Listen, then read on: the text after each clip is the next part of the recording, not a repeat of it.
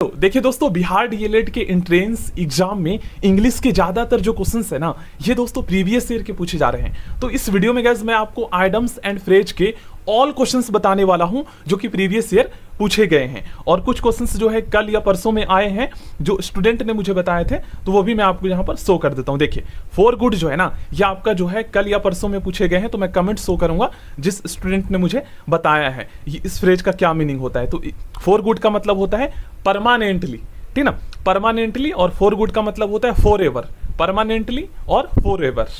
देखिए अगर आपके एग्जाम है दोस्तों आगे, तो आप इस वीडियो को देख लीजिए, आपके 2 नंबर पक्के हैं। यहां पर आप लोग देख सकते हो, देखिए फॉर गुड का आइटम्स क्या होगा, ये भी आया था एग्जाम में, आप लोग देख सकते हो। और नॉन फाइनाइट वर्ब से भी पूछे गए हैं जो कि ऑलरेडी मैं आपको करवा चुका हूं। और यहां पर आप लोग देख सकते हो, देखिए स्टूडेंट ने बताया है एन 11th आवर, ये ऑलरेडी मैं करवा चुका हूं। इसका मतलब होता है अंतिम समय में, ठीक ना, अंतिम क्षण में, एट लास्ट मोमेंट।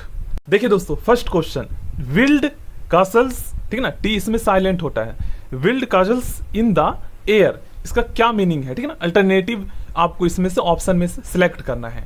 तो build castles in the air का मतलब होता है दोस्तों क्रिएटिंग अनरियलिस्टिक प्लान, मतलब हवाई किला बनाना। Build castle in the air का मतलब होता है, ये मुहावरे आपने हिंदी में सुने होंगे। तो इसका जो अल्टरनेटिव है ये है क्रिएटिंग अनरियलिस्टिक प्लान, मतलब ऐसा प्लान बनाना जो कि वास्तविक ना हो, रियल में ना हो, ठीक ना। आगे बढ़ते हैं, बस रिवाइज कर लीजिए, अगर आपके एग्जाम है खुद ही आपको याद आ जाएगा, ठीक ना।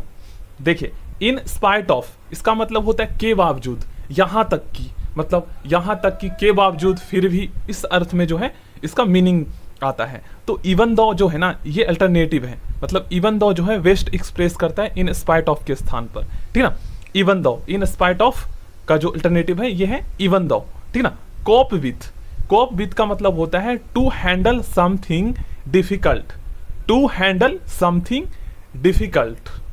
नेक्स्ट क्वेश्चन, और ये क्वेश्चन दोस्तों आपके एग्जाम में जो है परसों तरसों में पूछे गए हैं, ठीक ना। वेड ऑफ रोजेस का मतलब होता है ए प्लेस ऑफ और situation of comfort. Bed of roses का मतलब होता है ए प्लेस ऑफ और सिचुएशन ऑफ कंफर्ट, ये सारे प्रीवियस ईयर के हैं। लुक डाउन अपॉन का मतलब होता है दोस्तों रिगार्ड विथ कंटेम्प्ट, मतलब किसी का जो है अनादर करना, ठीक ना, regard with contempt, look down upon का मतलब होता है। नेक्स्ट क्वेश्चन, अकॉर्डिंग टू का मतलब यहां पर होगा मोर देन वन। देखिए एज पर भी होता है, अकॉर्डिंग टू का मतलब होता है के अनुसार, और एज स्टेटेड बाय भी होता है। तो ध्यान में रखना है, अगर एक ही ऑप्शन दे रखा हो एज स्टेटेड बाय, तो एक ही सिलेक्ट करना है। अब ये दोनों होगा यहाँ पर, तो मोर देन वन होगा, ठीक है ना। ये 9 डेज वंडर का मतलब होता है दोस्तों 4 दिन की चांदनी, ये आपने सुने होंगे, मतलब कि कुछ समय तक रहा हुआ कोई चीज। तो यहां पर है ए शॉर्ट लिव्ड सेंसेशन, सेंसेशन का मतलब होता है सनसनीखेज, स्टारडम, तो कम समय तक, जैसे 4 दिन की चांदनी, तो मतलब बात वही है। A 9 days wonder, a short lived sensation होता है इसका मतलब, ठीक ना। Next question, a red letter day, a red letter day का मतलब होता है an important day. A red letter day का मतलब होता है, डे से आप देख सकते हो, एन इम्पॉर्टेंट डे। आगे बढ़ते हैं, देखिए ब्रेकअप का मतलब यहां पर क्या होगा। ब्रेकअप का जो अल्टरनेटिव जो वेस्ट एक्सप्रेस कर रहा है ना, ये है दोस्तों टू डिस्पर्स और डिसॉल्व। टू डिस्पर्स का मतलब होता है तीतर बितर करना, ठीक ना, छितराना। टू डिस्पर्स और डिसॉल्व, ठीक ना, ब्रेकअप का। आगे बढ़ते हैं, कॉल आउट, कॉल आउट का मतलब होता है दोस्तों टू शॉट, ठीक ना, जोर से चिल्लाना। कॉल आउट का मतलब होता है जोर से चिल्लाना, टू शॉट, ठीक ना। गिव इन, गिव इन का मतलब होता है दोस्तों टू एक्सेप्ट द डिफीट, ठीक ना, हार मान लेना। गिव इन का मतलब होता है टू एक्सेप्ट द डिफीट, मतलब जैसे कहते हैं ना गिव अप कर देना, ठीक ना, तो वही है, मतलब गिव इन का मतलब होता है टू एक्सेप्ट द डिफीट, हार मान लेना। वाइल्ड गोज चेज, इसका मतलब होता है दोस्तों यूजलेस सर्च, ठीक है, यूजलेस सर्च, व्यर्थहीन खोजना, ठीक ना, इसका मतलब होता है यूजलेस सर्च, ध्यान रखना है, ठीक ना। आगे बढ़ते हैं, ब्रिंग अप, ब्रिंग अप का मतलब होता है टू नर्चर विथ केयर, मतलब कि कह सकते हो केयर के साथ पालन पोषण करना, ठीक है ना। नर्चर का मतलब होता है पालन पोषण करना। ब्रिंग अप मतलब आपको पता है देखभाल करना, भाई पालन पोषण, तो इसका अल्टरनेटिव है टू नर्चर विथ केयर, ठीक है ना, ब्रिंग अप का। Next question, to and fro का मतलब होता है दोस्तों बैक एंड फोर्थ, और एक और मीनिंग होता है बैकवर्ड एंड फॉरवर्ड, आगे पीछे इधर उधर, ठीक ना, एक दूसरे के opposite side. To and fro का मतलब होता है बैक एंड फोर्थ या backward and forward. Capital punishment, इसका मतलब होता है दोस्तों डेथ पेनाल्टी, ठीक ना, मृत्यु दंड, कैपिटल पनिशमेंट का मतलब होता है। नेक्स्ट क्वेश्चन है दोस्तों कॉल अपॉन। कॉल अपॉन का मतलब होता है दोस्तों टू अपील, किसी कार्य को करने के लिए आग्रह करना, ठीक ना। कॉल अपॉन का मतलब होता है टू अपील, किसी कार्य को करने के लिए आग्रह करना।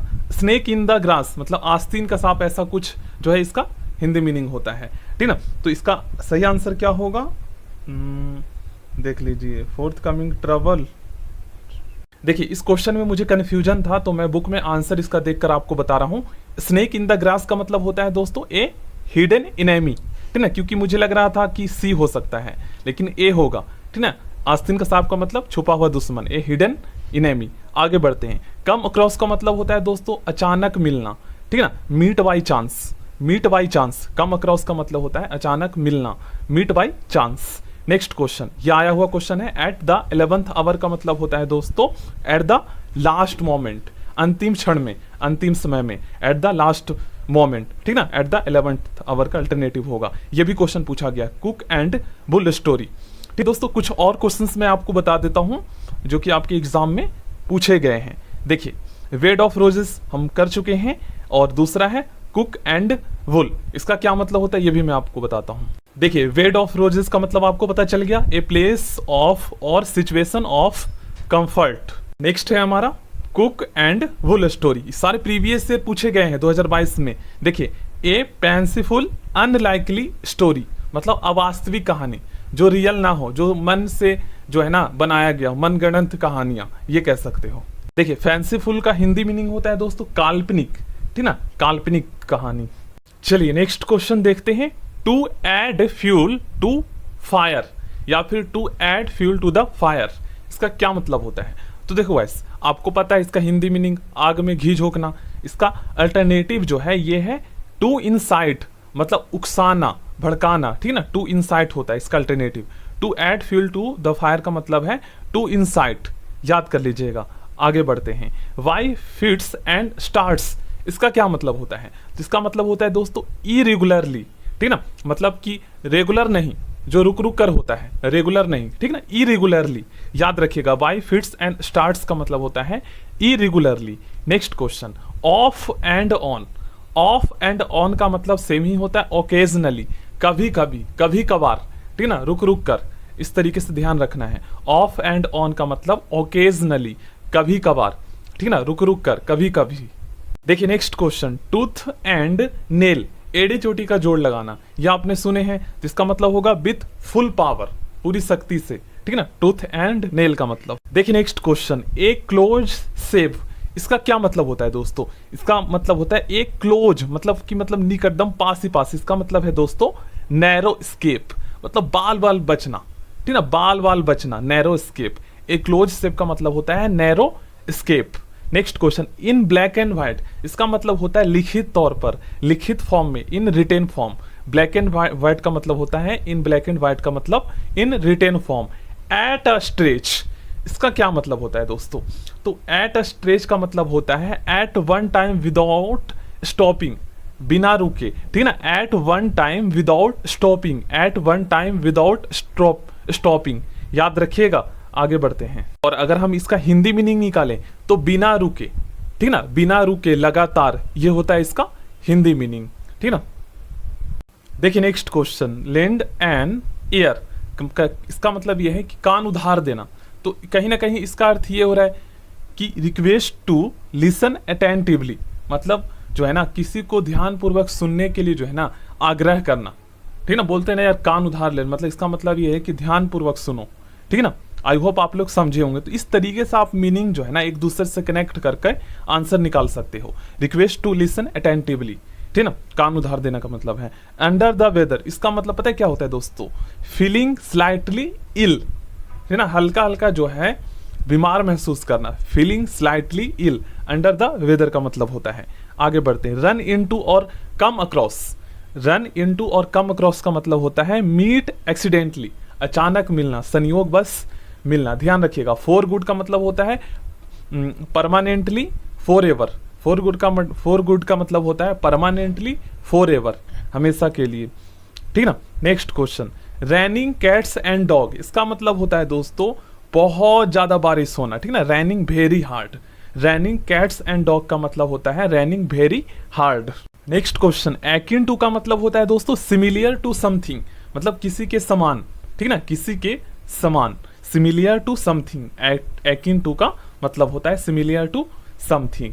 कैरी ऑट काफी इंपॉर्टेंट है। देखो कैरी ऑट का मतलब होता है दोस्तों, देखिएगा, कैरी ऑट का मतलब होता है पुट समथिंग इनटू एक्शन, किसी चीज को कार्यान्वित करना। एक्शन का मतलब यहां पर कार्य से संबंध है, ठीक ना, तो पुट समथिंग इनटू एक्शन होता है कैरी आउट का मतलब, ध्यान रखिएगा। वाई डिडंट ऑफ का मतलब होता है दोस्तों बाई मीन ऑफ, ठीक ना, वाई डिडंट ऑफ का मतलब होता है बाई मीन ऑफ। अगर हम इसका हिंदी मीनिंग देखें तो इसका होगा की मदद से, के जरिए, के सहारे, ठीक है ना, वाई डिडंट ऑफ का, ठीक है ना, वाई मीन ऑफ। देखिए दोस्तों ब्रेक ऑफ और ब्रेक अप इन दोनों में अंतर है। ब्रेक ऑफ का मतलब होता है टू एंड और डिसकंटिन्यू, टू एंड और डिसकंटिन्यू ब्रेक ऑफ का मतलब होता है। और ब्रेक अप का मतलब होता है दोस्तों टू डिस्पर्स और टू डिसॉल्व, ठीक ना। ब्रेकअप का मतलब होता है टू डिस्पर्स और टू डिसॉल्व, ठीक है ना। और ब्रेक ऑफ का मतलब यहां पर देख सकते हो टू एंड और डिसकंटिन्यू। जो भी मैं बता रहा हूं दोस्तों इससे आप 100% जो है ना रियल मानिएगा, क्योंकि मैं सभी का आंसर बुक से ही देखकर बता रहा हूं, ठीक ना। प्रीवियस ईयर का सॉल्व वाला मेरे पास बुक है यूनिक पब्लिकेशन की। कॉल फोर्थ इसका मतलब होता है टू समन इनटू एक्शन, मतलब कि हरकत में आना, ठीक ना, एक्शन में आना, इसका मतलब होता है to summon into action, call forth का मतलब होता है। देखिएगा next question, turn a deaf ear, इसका मतलब है दोस्तों किसी बात को अनसुनी करना, ठीक ना। टू रिफ्यूज टू लिसन या टू बी इनडिफरेंट, ठीक ना, किसी बात को अनसुनी करना। रिफ्यूज का मतलब आपको पता है मना होता है। देखो गाइस इस सेंटेंस में आपको नॉन फाइनाइट वर्ब बताना है, तो पहले तो मैं आपको ये बता देता हूं कि वर्ब कितने प्रकार के होते हैं। देखो गाइस वर्ब जो है ना ये दो प्रकार के होते हैं, एक होता है हमारा फाइनाइट वर्ब, ठीक ना, और दूसरा होता है हमारा नॉन फाइनाइट वर्ब। दो क्वेश्चन आते हैं, ठीक ना, दूसरा होता है हमारा नॉन फाइनाइट वर्ब। अब दोस्तों जो फाइनाइट वर्ब होता है ना ये किसी सेंटेंस में एज अ मेन वर्ब के रूप में प्रयोग किया जाता है, तो फाइनाइट वर्ब के अंतर्गत मेन वर्ब आ जाते हैं, मतलब प्रयोग किए जाते हैं। और जो नॉन फाइनाइट वर्ब होते हैं ये किसी सेंटेंस में या तो सब्जेक्ट या ऑब्जेक्ट के रूप में प्रयोग किया जाता है। नॉन फाइनाइट वर्ब कभी भी एज अ मेन वर्ब के रूप में प्रयोग नहीं किया जाता है, ठीक ना। अब दिखने में कैसे होते हैं, तो दोनों दिखने में दोस्तों बिल्कुल 100% एक जैसे ही होते हैं, लेकिन प्रयोग के हिसाब से पता चलता है। अगर देखिए मैं यहाँ पर जो है एक सेंटेंस लिखता हूँ और मैं आपको अच्छे से समझाता हूँ। पहले ये बता देता हूँ कि नॉन फाइनाइट वर्ब कितने प्रकार के होते हैं। देखो नॉन फाइनाइट वर्ब 3 प्रकार के होते हैं। एक होता है टू प्रीपोजिशन प्लस में वर्ब की फर्स्ट फॉर्म। अगर आपको वर्ब की फर्स्ट फॉर्म से पहले टू प्रीपोजिशन देखने को मिले तो आंख बंद करके आपको बता देना है कि ये हमारा नॉन फाइनाइट वर्ब है, ठीक ना। पहला टाइप हो गया। दूसरा टाइप होता है नॉन फाइनाइट वर्ब का दोस्तों जेरन, ठीक है ना, जो कि वर्ब का आईएनजी फॉर्म होता है, जैसे रीडिंग हो गया, स्लीपिंग हो गया, रनिंग हो गया, ट्राइंग हो गया। अब कुछ स्टूडेंट कहेंगे कि सर आपने तो अभी बताया कि जो नॉन फाइनाइट वर्ब है ये मेन वर्ब के रूप में प्रयोग नहीं किया जाता है, और लेकिन अभी आप बता रहे हो कि ट्राइंग जो है ये जो है नॉन फाइनाइट वर्ब है। तो मैंने बताया ना कि प्रयोग के हिसाब से पता चलेगा। अगर रीडिंग या ट्राइंग एज अ सब्जेक्ट के रूप में प्रयोग किया गया है तो वो हमारा नॉन फाइनाइट वर्ब है, लेकिन एज अ मेन वर्ब के रूप में प्रयोग किया गया है तो वो हमारा क्या है, फाइनाइट वर्ब है, मतलब नॉन फाइनाइट वर्ब नहीं है, ठीक ना। तो देखिए एग्जाम्पल के माध्यम से पहले मैं आपको बता देता हूँ अंतर। देखिए यहां पर मैं लिखता हूं 2 सेंटेंस, जैसे आई एम। देखिए दोस्तों इस यहां पर जो है ना मैंने 2 सेंटेंसेस लिखे हैं। अब आपको बताना है कि इन दोनों सेंटेंसेस में कौन सा जो है ना नॉन फाइनाइट वर्ब है और कौन सा फाइनाइट वर्ब है। तो मैंने आपको अभी बताया कि अगर जो verb as a main verb के रूप में प्रयोग किया जाए, अगर वर्ब मेन वर्ब के रूप में प्रयोग किया जाए तो वो हमारा फाइनाइट वर्ब होता है, ठीक ना। और अगर वर्ब जो है अगर वर्ब एज अ सब्जेक्ट या ऑब्जेक्ट के रूप में प्रयोग किया जाए तो वो हमारा नॉन फाइनाइट वर्ब है। तो पहले वाले सेंटेंस में रीडिंग जो है फाइनाइट वर्ब है और दूसरे वाले सेंटेंस में रीडिंग एज अ सब्जेक्ट के रूप में प्रयोग किया गया है, तो ये हमारा नॉन फाइनाइट वर्ब है। आई होप आप लोग समझे होंगे। तो इसी तरीके से इस सेंटेंस में जो है ना ट्राइंग तो हमारा फाइनाइट वर्ब है तो ये नहीं होगा नॉन फाइनाइट। टू गेट जो है एज अ ऑब्जेक्ट के रूप में प्रयोग किया गया है तो ये हमारा नॉन फाइनाइट वर्ब है। अब ये कैसे नॉन फाइनाइट वर्ब है मैं आपको बताता हूँ। 3 प्रकार के होते हैं ना non finite verb, to preposition plus में वर्ब की फर्स्ट फॉर्म, पहला टाइप। दूसरा टाइप होता है वर्ब का आईएनजी फॉर्म, जैसे अभी मैंने एग्जांपल दिया कि reading is a good habit, ठीक है। तो वर्ब के आईएनजी फॉर्म में आपको देखने को मिलेगा, लेकिन प्रयोग के हिसाब से पता चलेगा। जैसे आई एम रीडिंग, तो वहां पर फाइनाइट वर्ब हो गया रीडिंग, लेकिन reading is a good habit मैंने लिखा तो रीडिंग एज अ सब्जेक्ट रूप में प्रयोग किया गया, तो पता चल गया आपको रीडिंग यहाँ पर नॉन फाइनाइट वर्ब है। और तीसरा होता है वर्ब का थर्ड फॉर्म। अब ये इसमें जो है ना, इस टाइप के जो वर्ब आपको देखने को मिलेंगे उसमें आपको विशेषता जो है ना एडजेक्टिव को देखने को मिलेगा। जैसे a tired man is sleeping under the tree. अब ए टायर्ड, अब आप लोग नोटिस करेंगे कि जो नॉन फाइनाइट वर्ब है मैंने आपको बताया कि हमेशा एज अ सब्जेक्ट या ऑब्जेक्ट ग्रुप में प्रयोग किया जाता है। तो ए टायर्ड मैन, मैन की विशेषता बता रहा है तो एडजेक्टिव का इसमें गुण विद्यमान है, ठीक है ना। और दूसरा एज अ सब्जेक्ट के रूप में प्रयोग किया गया है टायर्ड, मेन वर्ब के रूप में प्रयोग तो नहीं किया गया है, जैसे a tired man is sleeping under the tree, ठीक है। तो यहाँ पर ये पास्ट पार्टिसिपल है, मतलब नॉन फाइनाइट वर्ब है, तीनों टाइप से आते हैं। अब a tired man is sleeping under the tree, तो इसमें स्लीपिंग जो हमारा फाइनाइट वर्ब है क्योंकि वो मेन वर्ब के रूप में प्रयोग किया गया है, ठीक है। तो ध्यान रखिएगा। देखिए नॉन फाइनाइट वर्ब का जो थर्ड टाइप है हमारा पार्टिसिपल, इसके और एग्जाम्पल मैं आपको यहाँ पर देता हूँ। जैसे आप लोग देखेंगे तो यहाँ पर एक चीज नोटिस करेंगे, ए टायर्ड, ठीक ना। जैसे इस वाले सेंटेंस को देखिए, the work has tired him, तो यहाँ पर tired as a main verb के रूप में प्रयोग किया गया है, तो ये तो फाइनाइट वर्ब है, नॉन फाइनाइट वर्ब नहीं है, लेकिन वहीं पर एज अ सब्जेक्ट ग्रुप में ए टायर्ड यूज किया गया है, तो टायर्ड यहाँ पर हमारा जो है ये नॉन फाइनाइट वर्ब मतलब पार्टिसिपल वाला। अगर आपको हैविंग भी देखने को मिले, ठीक है, तो हैविंग भी जो है हमारा नॉन फाइनाइट वर्ब है, मतलब पार्टिसिपल के अंतर्गत आ जाता है। तो ध्यान में रखिएगा, हैविंग देखने को मिलेगा तो आपको बता देना है कि हैविंग जो है हमारा ये कौन सा है, नॉन फाइनाइट वर्ब है। चलिए अब हम नेक्स्ट क्वेश्चन करते हैं। इस सेंटेंस में आपको बताना है दोस्तों कौन सा वर्ब नॉन फाइनाइट वर्ब है। तो आपको पता चल गया दोस्तों, नॉन फाइनाइट वर्ब या तो सब्जेक्ट या ऑब्जेक्ट ग्रुप में प्रयोग किया जाता है, और ये तीन प्रकार के होते हैं। एक होता है 2+ में वर्ब की फर्स्ट फॉर्म, तो यहाँ पर आप लोग देख ही सकते हो एज ऑब्जेक्ट ग्रुप में भी प्रयोग किया गया है और टू प्रीपोजिशन लगा हुआ है, ठीक है। ये पहला टाइप है, बाकी दूसरा तीसरा आपको पता है। इस सेंटेंस में आपको बताना है कौन सा हेल्पिंग वर्ब यूज होगा, प्रेजेंट का यूज होगा या पास्ट का, ठीक है। तो इसमें क्या है, हमें टेंस चेंज करना है। टेंस का ही प्रॉब्लम दिया जाता है और मोस्टली स्टूडेंट गलत करके आते हैं। मैं आपको बता देता हूं, अगर आप इस रूल को अभी याद कर लेते हो दोस्तों, 2 नंबर आपके पक्के हैं। देखो टेंस कैसे चेंज होता है, आपको क्या करना है ना, ये वाला आपको आप देख रहे हैं ये हमारा डायरेक्ट स्पीच है, तो डायरेक्ट स्पीच का इन्वर्टेड कोमा के बाहर वाला जो सेंटेंस होगा ना, जिसे हम रिपोर्टिंग स्पीच कहते हैं, इन्वर्टेड कोमा के बाहर वाला सेंटेंस का टेंस चेक करना है। अगर ये पास्ट इंडेफिनिट में है, अगर ये पास्ट इंडेफिनिट में है और उसके साथ कनेक्ट सेंटेंस मान लीजिए प्रेजेंट इंडेफिनिट में है, तो ये पास्ट इंडेफिनिट में हो जाएगा। मान लीजिए ये प्रेजेंट कॉन्टिन्यूअस में है तो ये पास्ट कॉन्टिन्यूअस में हो जाएगा। अगर प्रेजेंट परफेक्ट में है तो ये वाला सेंटेंस का टेंस जो है पास्ट परफेक्ट में चेंज हो जाएगा। यही होता है रूल हमारा, बशर्ते कि आपका जो है रिपोर्टिंग स्पीच जो इन्वर्टेड कोमा के बाहर है ये पास्ट इंडेफिनिट में होना चाहिए, तभी ये चेंजेस होंगे। अगर आपका रिपोर्टिंग स्पीच जो इन्वर्टेड कोमा के बाहर है अगर ये फ्यूचर में है या प्रेजेंट इंडेफिनिट में है तो उसके साथ कनेक्ट सेंटेंस में कोई भी चेंजेस नहीं होंगे, ठीक है। ध्यान रखिएगा, बस अगर पास्ट इंडेफिनिट में है तभी ये चेंजेस होते हैं। अब दोस्तों आप लोग देख सकते हो ये प्रेजेंट परफेक्ट में है तो ये पास्ट परफेक्ट में चेंज हो जाएगा। तो पास्ट परफेक्ट में आपको पता है कैसे हेल्पिंग वर्ब यूज होते हैं, आई के साथ हेड लगता है और उसके बाद वर्ब के थर्ड फॉर्म आता है, देख लीजिए यहाँ पर, ठीक है। और ये टॉपिक ऑलरेडी हम कर चुके हैं, बहुत सारा प्रीवियस क्वेश्चंस जो है मैंने सॉल्व करवाया है, तो प्लेलिस्ट में आपको वीडियोस मिल जाएगा। देखिए plenty of sugar dash in stock. देखिए आप सभी जानते हैं दोस्तों सिंगुलर काउंटेबल नॉन या फिर कह सकते हैं सिंगुलर अनकाउंटेबल नॉन। जो अनकाउंटेबल नॉन होते हैं वो किसी सेंटेंस में एज अ सिंगुलर सब्जेक्ट के रूप में प्रयोग किए जाते हैं, तो उसके साथ आप सभी जानते हैं हम हमेशा सिंगुलर हेल्पिंग वर्ब या मेन वर्ब प्रयोग करते हैं। तो यहां पर आप लोग देख सकते हो प्लेंटी ऑफ, इससे क्या पता चल रहा है, मात्रा का बोध हो रहा है, ठीक है ना, संख्या का बोध नहीं हो रहा है। तो आपको ध्यान में रखना है कि जिस भी मतलब अनकाउंटेबल नॉन के पहले प्लेंटी ऑफ लग जाए तो ये as a singular subject group में प्रयोग होगा, तो आपको इसके साथ सिंगुलर हेल्पिंग वर्ब लगा देना है, इज लगा देना है। अगर वॉज रहता इज के स्थान पर तो वॉज लगाते थे। बाकी तीनों वर्ब यहां पर देख सकते हो ये प्लूरल है। नेक्स्ट क्वेश्चन, पैसिव वॉइस में चेंज करना है। देखो गाइस पैसिव वॉइस में चेंज करने का क्या रूल है, एक एग्जाम्पल के माध्यम से समझाता हूं मैं आपको। देखिए इस सेंटेंस को आपको जो है ना पैसिव वॉइस में चेंज करना है, एक्टिव वॉइस में दे रखा है।